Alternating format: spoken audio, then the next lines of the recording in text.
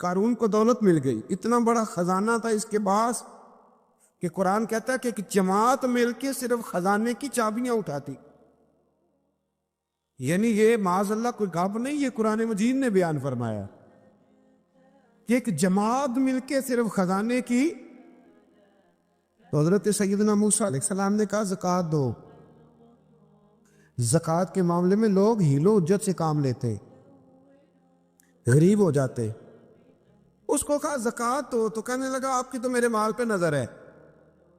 اب نے فرمایا تو بڑا بیوقوف ہے، مال تجھے اللہ نے دیا ہے نا، اللہ کے رستے میں دے. یہ کام ذرا مشکل ہے کہ اس کو بار بار کہا تو اس نے نہ بجائے اس کے کہ وہ مال دیتا، اس نے حضرت موسیٰ پہ الزام لگا دیا.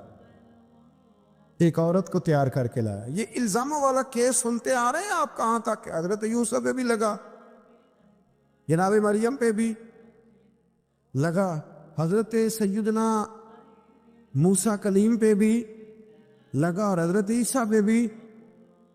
سارے ہوئے نا الزامات. آپ کیا بات کرتے ہیں؟ الزام لگانا، بہتان ترازی کرنا، اور ہمارے یہاں اچھی بات دل سے پھیلتی ہے، بری خبر وہ جلدی پھیل جاتی. ایک عورت کو تیار کر کے لایا معاذ اللہ تعالیٰ حضرت موسیٰ پر الزام لگانے کے لیے.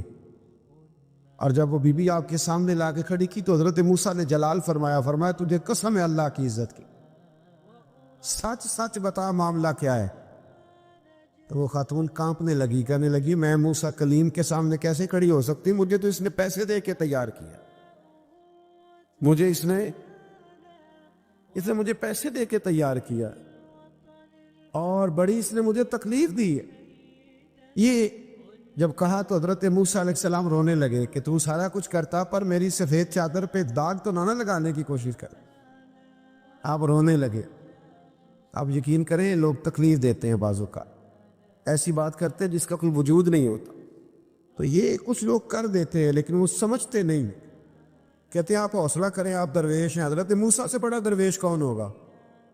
کلیم تھے نا اللہ کے، بڑا جگرا ہے نا. لیکن رو پڑے، کہنے لگے تجھے ایسا نہیں کرنا چاہیے. کہنے لگے اللہ اب اسے سزا دے. تو رب کریم نے اس کے سارا ساز و سامان سمیت اسے زمین میں دھنسا دیا.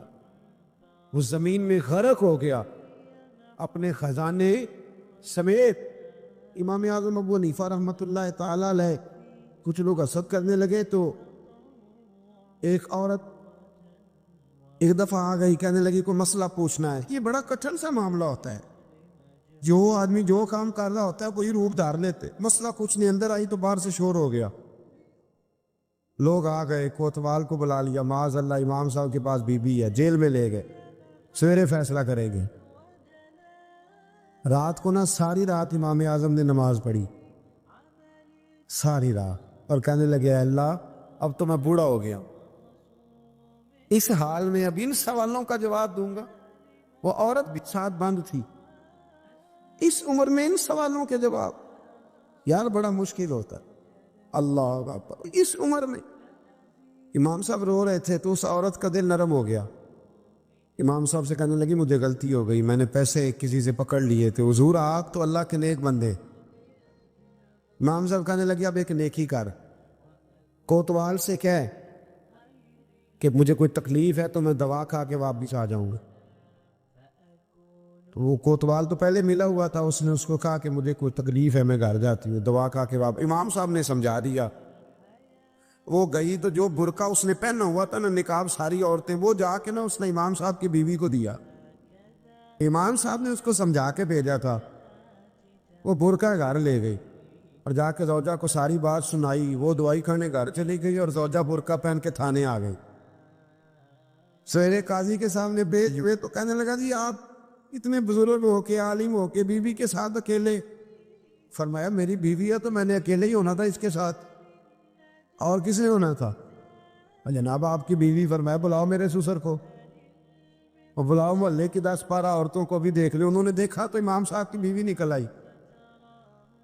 وہ جتنے تھے نا الزام لگانے والے وہ اب غور سے دیکھ رہے تھے. تو ایک کہنے لگا امام صاحب سے یہ کیا ہوا؟ فرمایا قرآن ہے وَتُعِزُّ مَن تَشَاءُ